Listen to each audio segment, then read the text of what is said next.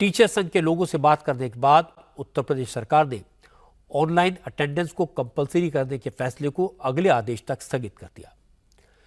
पिछले कई दिन से प्रोटेस्ट कर रहे सरकारी प्राइमरी स्कूल के टीचर्स की नाराजगी को देखते हुए योगी आदित्यनाथ ने कल रात ही इस मामले में पूरी डिटेल हासिल की।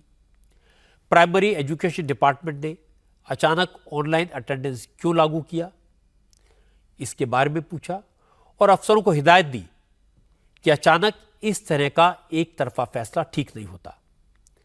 पहले टीचर्स से उनके रिप्रेजेंटेटिव से बात की जानी चाहिए।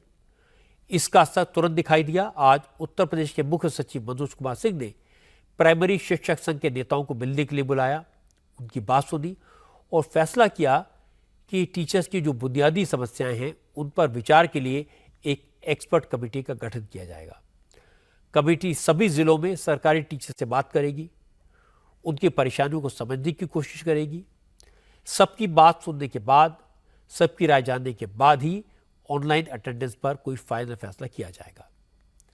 इसके बाद मुख्य सचिव ने प्राइमरी स्कूलों में ऑनलाइन अटेंडेंस के आदेश को सस्पेंड कर दिया। हालांकि इस फैसले के बाद भी शिक्षक संघ के नेता संतुष्ट नहीं हुए।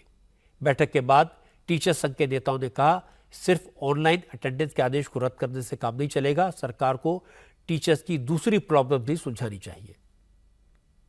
जो आज शासन की तरफ से निर्णय लिया गया है कि ऑनलाइन को स्थगित किया जाएगा और शिक्षकों की मांग सिर्फ स्थगित नहीं थी, उसको समाप्त किया जाए और जो उनकी मौलिक समस्याएं हैं, जो मौलिक समस्या है उनका, उसको समाधान किया जाए। ये तो एक लॉलीपॉप है और मैं तो कहना चाहता हूँ कि अस्थायी समाधान तभी है जब इसको रद्द किया जाए और जो चिकित्सीय है, डीएल है, सीएल है, पेंशन, पुरानी पेंशन का है, इन सारी मामलों समस्या को समाधान किया जाए, शिक्षकों और शिक्षा मित्रों की समस्याओं का समाधान किया जाए, तब कोई मतलब है।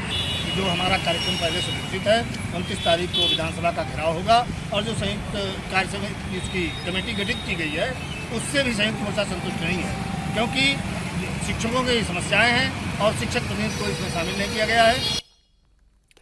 टीचर्स की नाराजगी ठीक है, उन्हें अपनी बात कहने का पूरा हक भी है, लेकिन मुख्य सचिव की तरफ से जो आदेश जारी किया गया है उसमें साफ साफ कहा गया कि इस मुद्दे को सुलझाने के लिए कमेटी बनेगी।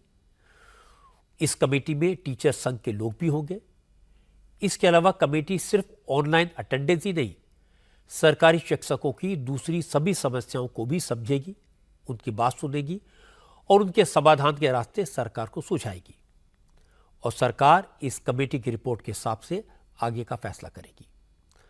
असल में यह मुद्दा भी इसलिए बड़ा हो गया क्योंकि अफसरों ने बिना सोचे समझे, ग्राउंड रियलिटी को बिना जाने ऑनलाइन अटेंडेंस का आदेश जारी कर दिया। स्कूलों में कनेक्टिविटी का इशू है, कई जगह इंटरनेट कनेक्टिविटी नहीं है।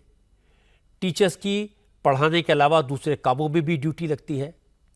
कई बार सरकारी ऐप से काम नहीं चलता, ये काम ही नहीं करता। ऐसे में टीचर ऑनलाइन अटेंडेंस कैसे भर सकते हैं?